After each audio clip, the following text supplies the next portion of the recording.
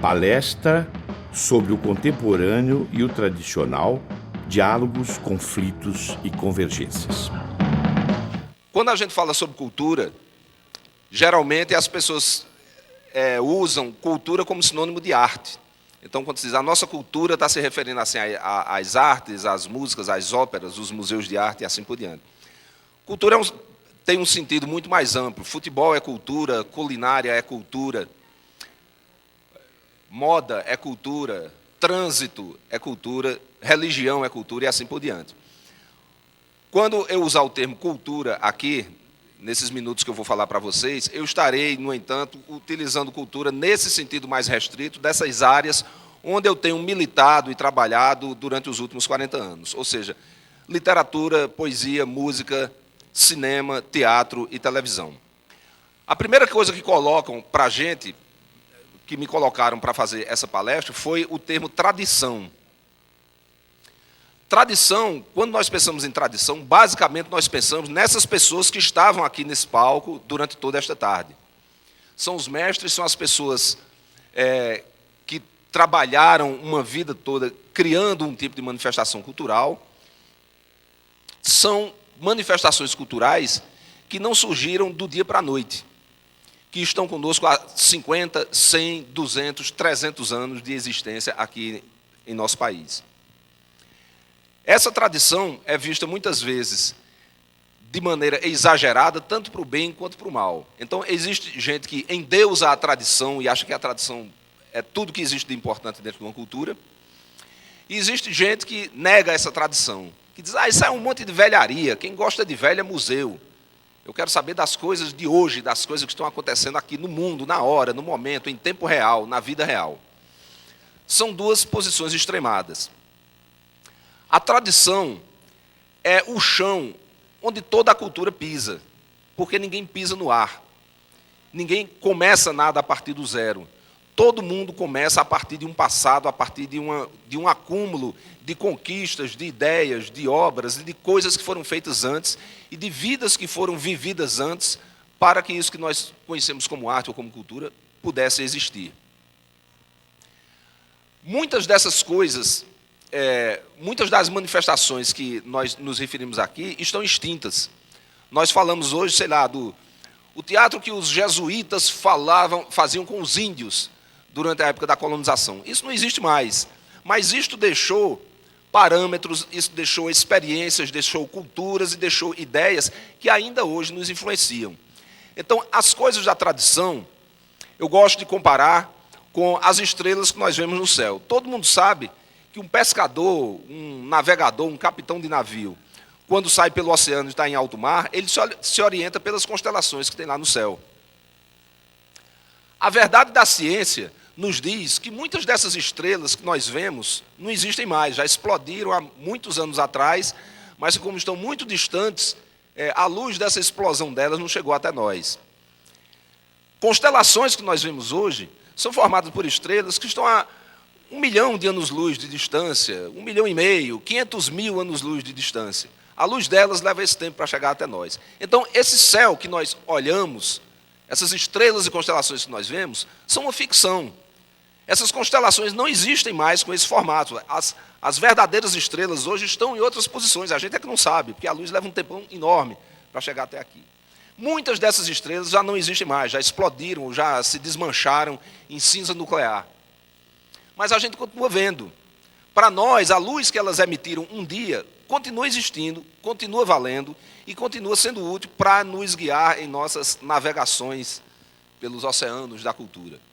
Então, é nesse sentido que a tradição nos auxilia, porque ela nos dá pontos de referência, ela nos dá parâmetros, critérios sobre o que é e o que não é arte, sobre o que é e o que não é importante.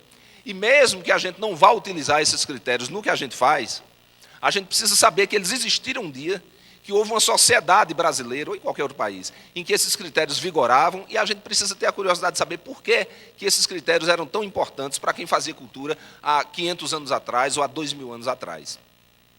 Porque toda a experiência da cultura é basicamente uma experiência humana que se baseia no nosso destino de bípedes pensantes em cima desse planeta e que, consequentemente, tem a dizer a todos nós em qualquer momento. A cultura é universalista por vocação, porque ela diz respeito à experiência humana no momento, a partir do momento que nasce num planeta desconhecido, cercado por pessoas desconhecidas. Então, a cultura são as nossas tentativas individuais e coletivas de responder a esse mistério.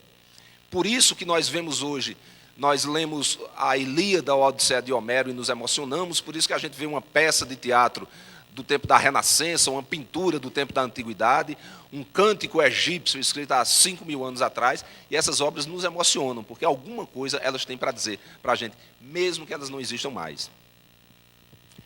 A tradição nos serve, então, mais ou menos, como a bússola serve para quem está viajando. Uma outra comparação importante. A bússola aponta para o norte, mas a bússola não está dizendo que você tem que viajar na direção do norte, não. É só para você saber onde você está. O norte fica para ali, então, consequentemente, o sul fica para ali, leste, oeste, etc.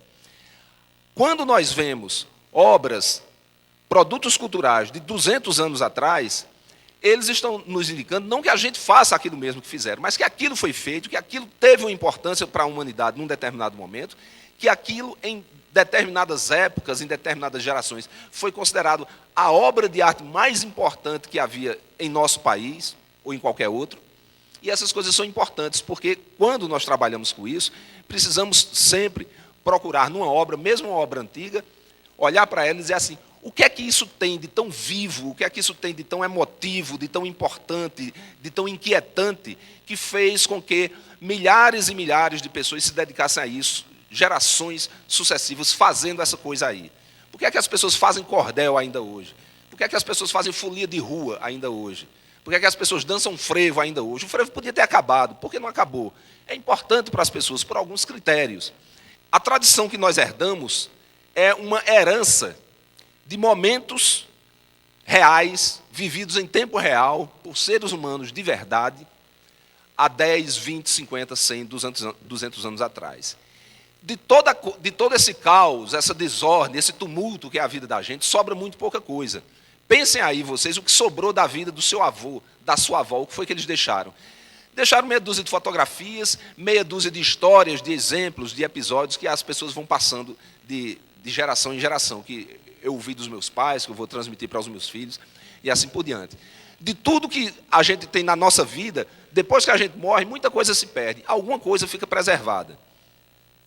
E essas coisas que ficam preservadas na vida coletiva, na vida social de um grupo, de uma comunidade qualquer, vai constituindo essa tradição, e se você tirar essa tradição, você está puxando o tapete embaixo dessa comunidade. Eles não têm mais onde pisar. Eles vão olhar para trás e eles não vão ter passado. Eles vão olhar para um espelho e eles não vão ver um rosto. Eles vão ficar de mãos abanando no meio do mundo, e a única coisa que eles vão ter para se refletir é o que geralmente é considerado o contrário da tradição, que é a contemporaneidade. Existe um debate profundo e constante entre essas duas forças, e como é um debate profundo e constante, muitas vezes as pessoas tendem a dizer que uma é inimiga da outra. A tradição é inimiga da contemporaneidade, ou a contemporaneidade é inimiga da tradição. Não se trata disso, são duas coisas complementares e que precisam ser vistas em conjunto. A contemporaneidade é tudo o que acontece no momento atual. É você olhar para o mundo, saber o que acontece aqui em Brasília, no Rio de Janeiro, em São Paulo, o que está acontecendo hoje no Nordeste, o que acontece hoje nos Estados Unidos, o que acontece hoje na Europa, no resto do mundo. É o momento presente que é extremamente importante, é tão importante quanto a tradição, porque é o momento real em que nós estamos vivendo e agindo. É o momento real em que nós estamos aqui criando ou deixando de criar, fazendo ou deixando de fazer. Todas as obras que foram feitas, não importa se foram feitas 5.000 anos atrás, elas foram feitas agora. Elas foram feitas no agora de alguém, no momento presente de alguém, que era uma pessoa viva, que vivia no meio de uma contemporaneidade e que tinha uma tradição por trás de si. E ela tentou responder a isso tudo com aquela canção, com aquele romance, com aquele poema, aquela peça de teatro e assim por diante. Então, para mim, a primeira coisa que eu coloco é que é uma falácia, é uma falsa questão, essa coisa do antagonismo, da contradição entre a tradição e a contemporaneidade. São dois eixos que nós precisamos ter sempre em mente quando estamos criando. São dois eixos que nós precisamos ter em mente quando estamos avaliando a criação cultural dos outros. Nós sempre precisamos pensar. Se alguém chega e traz para mim uma peça de teatro do século XIV na França, eu tenho a obrigação de pensar o que era isso no século XIV na França, quando isso foi criado e quando isso existiu para valer. E eu tenho a obrigação de pensar, e o que é isso para mim hoje, aqui em Brasília, no Brasil, no ano de 2005? Nós temos a obrigação de ficar sempre entre esse norte e esse sul. Esses dois pontos de referência obrigatória, que são o passado, que é importante, que nos deu tudo que nós temos, e o momento presente, que é o único momento real que nós temos para viver. O escritor argentino Jorge Luiz Borges tem uma frase maravilhosa sobre isso. Ele diz assim: a pior crueldade que se pode fazer é a crueldade para com um animal. O animal não tem memória, um animal não tem passado, um animal não tem história. Quando o indivíduo está chicoteando um cavalo, não sabe que está infelicitando o único minuto que aquele pobre animal tem para viver. Porque o tempo de um animal se resume a isso, a um minuto. Aquele minuto presente das recordações mais imediatas do que está acontecendo e do lugar para onde ele está pretendendo correr, fugir, se esconder e assim por diante. Nós não somos assim. Nós temos uma memória cultural de milhares de anos, nós temos uma herança, e nós temos também a percepção que a cada ano, a cada década que passa, se torna uma percepção mais rica, mais intensa e mais útil do que está acontecendo no momento presente. Nós temos isso com o cinema, depois tivemos com o rádio, temos hoje com o computador e com a internet. É extremamente possível você saber hoje o que está acontecendo em Washington, em Paris, em Bagdá, nesse exato minuto. Porque se uma coisa acontece 5, 10 minutos depois, em algum site jornalístico, a informação já está lá. O poeta Pablo Neruda tem uma definição de dicionário que eu acho que é magistral para a gente definir também a tradição cultural que a gente recebe. Diz ele: dicionário não és tumba, sepulcro, féretro, túmulo, mausoléu. O que tu és é preservação, fogo escondido, plantação de rubis, perpetuidade viva da essência, celeiro do idioma. Isso é uma maneira muito bonita de você ver o dicionário. Você olha para um dicionário que é aquilo, um monte de palavras definidas, uma coisa árida, técnica, que parece uma lista telefônica. Mas para ele aquilo é o espírito vivo da língua. A perpetuação de tudo que já foi dito, de tudo que nós sabemos, está ali dentro. O poeta Carlos Drummond também dizia, quando a gente começa a escrever um poema, ele diz: lá estão as palavras, ainda em estado de dicionário. Estão dormindo, estão descansando, estão esperando que sejam convocadas para agir novamente dentro do poema que a gente está escrevendo.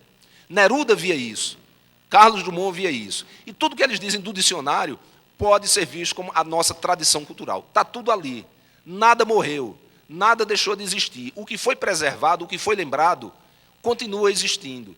O artista tem o direito de ganhar dinheiro por aquilo que ele faz e pelo que ele resolve cobrar. O artista tem o direito de poder fazer algo sem comercialização obrigatória.